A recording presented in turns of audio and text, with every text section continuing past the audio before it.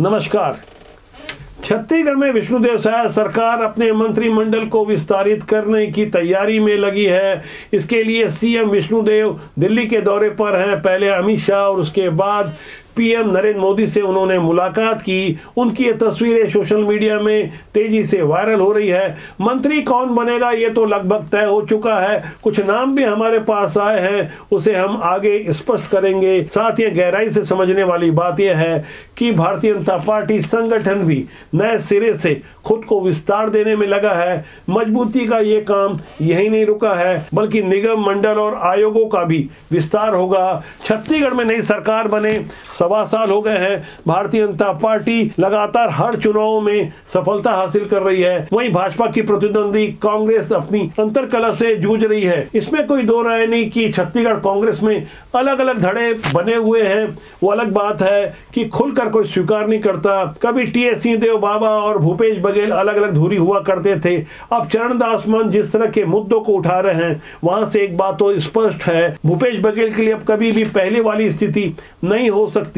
गौर करने वाली बात यह होगी कि बीते दिसंबर 2024 में चरणदास महंत जोगी परिवार को हर हाल में कांग्रेस में प्रवेश दिलवाना चाहते थे, लेकिन भूपेश बघेल ने जिस तरह से अपना वीटो चला और जो अपने प्रभाव का इस्तेमाल किया, आज तक जोगी परिवार कांग्रेस में नहीं आ सका है। एक तरफ भूपेश बघेल इसे अपनी सफलता के रूप में देख रहे थे, लेकिन अंदर खाने बहुत कुछ चल रहा है। नेता प्रतिपक्ष के रूप में चरणदास महंत ने भूपेश बघेल के यहाँ जब ईडी की छापेमारी हुई, उसके 3 दिनों के भीतर विधानसभा में कुछ अलग ही मुद्दे को उठाया। उम्मीद तो थी कि भूपेश बघेल के पक्ष में विधानसभा में लामबंदी करते, वॉकआउट करते, लेकिन थोड़ी सी रस्म अदायगी के अलावा ऐसा कुछ नहीं हुआ।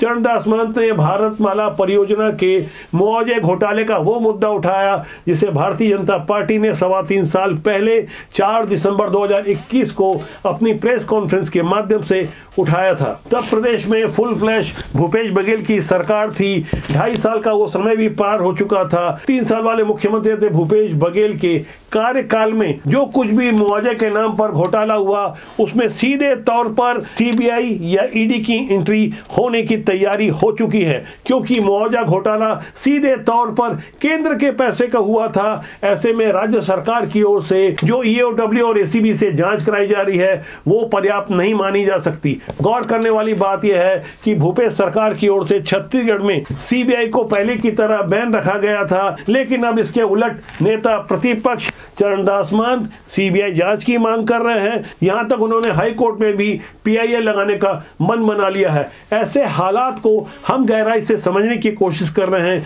कि भूपेश बघेल और चरणदास महंत के बीच आखिर चल क्या रहा है। इस रस्साकसी का आनंद कोई और नहीं बल्कि भारतीय जनता पार्टी के रणनीतिकार ले रहे हैं। ये लड़ाई जितनी आगे बढ़ेगी, सत्ताधारी भारतीय जनता पार्टी को स्वाभाविक रूप से आनंद आएगा। दरअसल ऐसी लड़ाई के लिए भाजपा को कुछ नहीं करना पड़ा, बल्कि भूपेश बघेल के पुराने कर्म थे जब वो मुख्यमंत्री थे, और उस दौरान जिस तरह से घोटालों की सीरीज चली वो तो जग जाहिर है। लेकिन उससे पहले जब भूपेश बघेल कांग्रेस के प्रदेश अध्यक्ष थे, विधानसभा चुनाव के पहले सब्सिडी वाले मामले में सीधे तौर पर जब वो संलिप्त पाए गए, तब उन दिनों कांग्रेस की स्थिति बेहद असहज हो गई थी। लेकिन आपदा को अवसर बनाने में भूपेश बघेल नहीं चूके। सितंबर 2018 में यानी विधानसभा चुनाव के एन पहले जब वो फर्जी सब्सिडी वाले मामले में गिरफ्तार हुए थे, तब जमानत लेने से इनकार करने की उनकी रणनीति कहीं न कहीं काम आई और आगे चलकर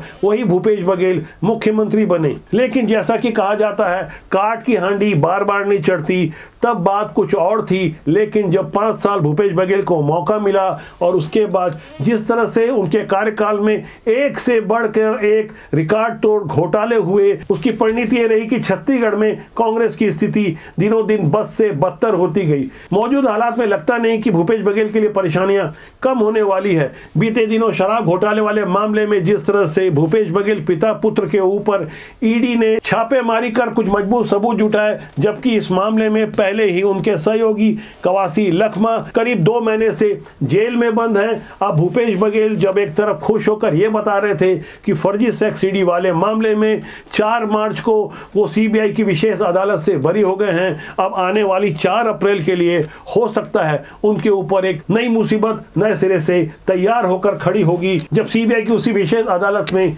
एक रिवीजन पिटीशन सबूतों के साथ प्रस्तुत की गई है। यहां गौर करना होगा, ये सबूत नए हैं, ये सबूत वो हैं जिसकी चर्चा बहुत हो रही थी कि सेक्स सीडी किसने बनाई। सीबीआई का साफ तौर पर आरोप है कि ये डील 75 लाख में हुई थी और अक्टूबर 2017 में भूपेश बघेल ने अपने घर पर प्रेस कॉन्फ्रेंस लेकर मीडिया के सामने वो फर्जी सेक्स सीडी खुद अपने हाथों से बांटी थी। अपने इन आरोपों की पुष्टि में सीबीआई की ओर से एक मीडिया हाउस को शामिल किया गया है, जिसे गवाह बनाया गया है, जो अदालत के सामने खड़े होकर वो सबूत और वीडियो प्रस्तुत करेगा कि भूपेश बघेल ही फर्जी सेक्स सीडी बांट रहे थे। इसी मामले में बरी होने के बाद आने वाली 5 अप्रैल को रिव्यू पिटीशन पर सुनवाई होगी। भूपेश बघेल की दिनों दिन ऐसी खराब स्थिति का भरपूर फायदा चरणदास महंत उठा रहे हैं। वो अच्छी तरह से जानते हैं, मंजे हुए पॉलिटिशियन हैं, उनका लंबा संसदीय इतिहास रहा है, लंबे समय तक सांसद और विधायक रहे हैं। मौजूदा समय में छत्तीसगढ़ में कांग्रेस की मजबूती के लिए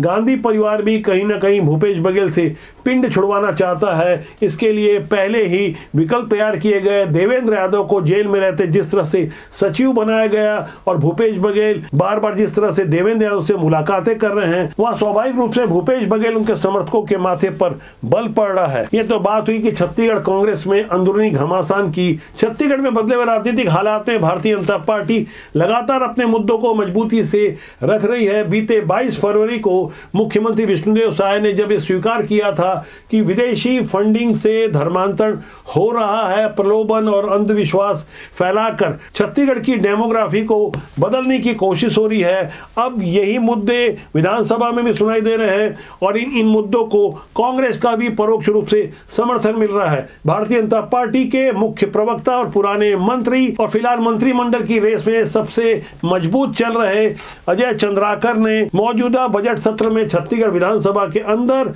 धर्मांतरण के विरुद्ध मुद्दे को हवा दी। पूछा कि ऐसी कितनी एनजीओ है जिन्हें फंडिंग हो रही है, तो हैरानी की बात यह है कि गृह मंत्री विजय शर्मा ने खुद स्वीकार किया, पहले 364 थी, अब 153 ऐसी है जिन्हें अभी भी 200 से 300 करोड़ रुपए का अनुदान मिलता है महिलाओं के नाम पर, समाज सेवा के नाम पर। आखिर ऐसी कौन सी विदेशी ताकतें हैं, उनका क्या स्वार्थ है जो इतनी बड़ी फंडिंग, अरबों रुपए की फंडिंग अभी भी छत्तीसगढ़ की गांव की जनता के लिए कर रही है? ये बातें गहराई से समझने वाली है। फिलहाल भाजपा के इन दोनों दिग्गजों की बातों को सुने। विधानसभा में उन्होंने किस तरह से धर्मांतरण और विदेशी फंडिंग के मुद्दे पर खुलकर बात की। छत्तीसगढ़ की डेमोग्राफी तेजी से बदल रही है, इसको रोका नहीं गया, इसके लिए कड़े कानून नहीं बनाए गए धर्मांतरण के लिए, तो आगे चल के स्थिति बहुत गंभीर होगी। ध्यानाकर्षण आज इसी विषय पर था। पिछली सरकार में कार्यवाही भी नहीं होती थी। पिछली सरकार में साल का देखेंगे तो निरंक रहता था पुलिस का आंकड़ा, क्योंकि आंकड़ों पर ही जीना रहता था उस सरकार को, आंकड़ों के आधार पर ही खुद को सही साबित करना होता था। कुल मिलाकर ये बदले हुए हालात का ही नतीजा है। अब धर्म के मुद्दे पर खुलकर बातचीत होती है, मुख्यमंत्री भी मुद्दों को उठाते हैं और पुराने तुष्टीकरण वाले नेता भी अब रोजा अवतार की पार्टी में टोपी पहनकर फोटो खिंचवाने से परहेज करते हैं। न केवल छत्तीसगढ़ बल्कि भारत भर में आप कहीं भी देख लीजिए, वैसा समर्थन नहीं मिलता तुष्टीकरण को, या दबी जुबान पर समर्थन करते भी हैं तो संभल कर, क्योंकि भारत की जनता पहले से कहीं ज़्यादा जागरूक हो चुकी है। दूसरी तरफ भारतीय जनता पार्टी नए सिरे से नए कलेवर में खुद को छत्तीसगढ़ में और ज़्यादा मजबूत और सक्षम बनाने के लिए नए चेहरों को मौका देने का जो पहले ही मन बना चुकी है। विष्णुदेव साय मंत्रिमंडल में भी जिस तरह से 7 नए चेहरों को मौका दिया गया और मंडल से लेकर जिले में भी जिस तरह से संगठन का विस्तार हुआ, वहाँ नए चेहरों को मौका दिया गया। कम अनुभवी लोगों को आगे लाने की यही रणनीति नगर निगम और त्रिस्तरीय पंचायत चुनाव में भी कारगर साबित हुई। छत्तीसगढ़ में ऐसी बदली भारतीय जनता पार्टी पूरी तरह केंद्र के निर्देशों पर कार्य कर रही है। यही कारण है कि लंबे समय से निगम मंडल और आयोगों की नियुक्तियां रोकी गई है। अब जो एक नई जानकारी मिली है कि अब संसदीय सचिव शायद नहीं बनाया जाए, लेकिन मंत्रिमंडल का विस्तार तो होना ही है। 2 मंत्री पद खाली है। इसके अलावा कोशिश की जा रही है कि इस बार 13 की बजाय 14 मंत्री बनाए जाएं, जैसे कि हरियाणा में हुआ।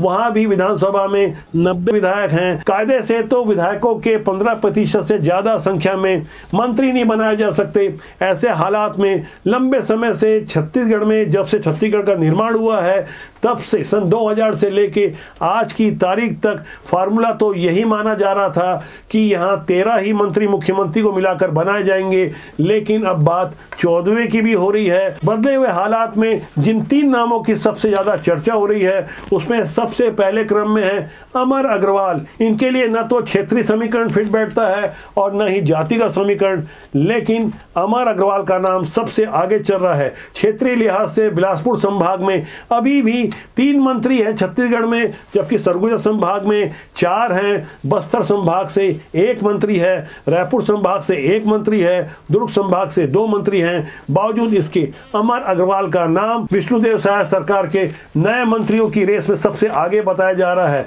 इसके अलावा जातिगत समीकरण और दूसरे कारणों से गजेंद्र यादव, जो पहली बार दुर्ग शहर से विधायक चुन करके आए हैं, भारी मतों से विधायक चुन करके आए हैं, ग्रास रूट से जुड़े हुए हैं, उन्होंने 10,000 से ज्यादा नए सदस्य बनाए, इसलिए उनका भी नाम रेस में आगे चल रहा है। इसके अलावा अजय चंद्राकर, जो इन दोनों विधानसभा में काफी मुखर हैं, इनके अनुभव का भी लाभ भारतीय जनता पार्टी की विष्णुदेव साय सरकार लेना चाहेगी। इनके भी नाम की सबसे ज्यादा चर्चा है। इन 3 नामों के अलावा रेस में कुछ और नाम भी हैं, लेकिन फिलहाल आज मैं इन 3 नामों की चर्चा इसलिए कर रहा हूं क्योंकि हमारे पास हमारे सूत्रों ने जो जानकारी दी वो पुख्ता है। इस पुख्ता की जानकारी के अलावा अपने आगे के विश्लेषण में हम कुछ और नई जानकारी भी देने जा रहे हैं। गहराई से समझने वाली बात यह भी है कि विष्णुदेव साय सरकार में आखिर सबसे ज्यादा किसकी चल रही है। राजनीति गलियारों में यह भी एक खास चर्चा है। इस खास चर्चा पर अंदर खाने की कुछ गहरी बातें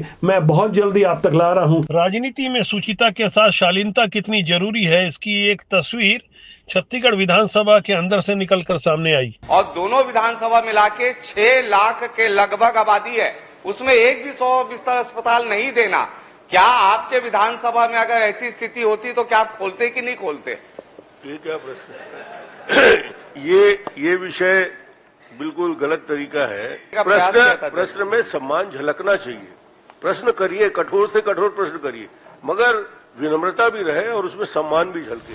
राजनीति की ऐसी गहराई और बारीकियों को हम लगातार इसलिए भी प्रस्तुत करते हैं जिससे आप राजनीतिक रूप से जागरूक बने। देश और समाज की भलाई के लिए अच्छे लोगों को राजनीति में आना चाहिए।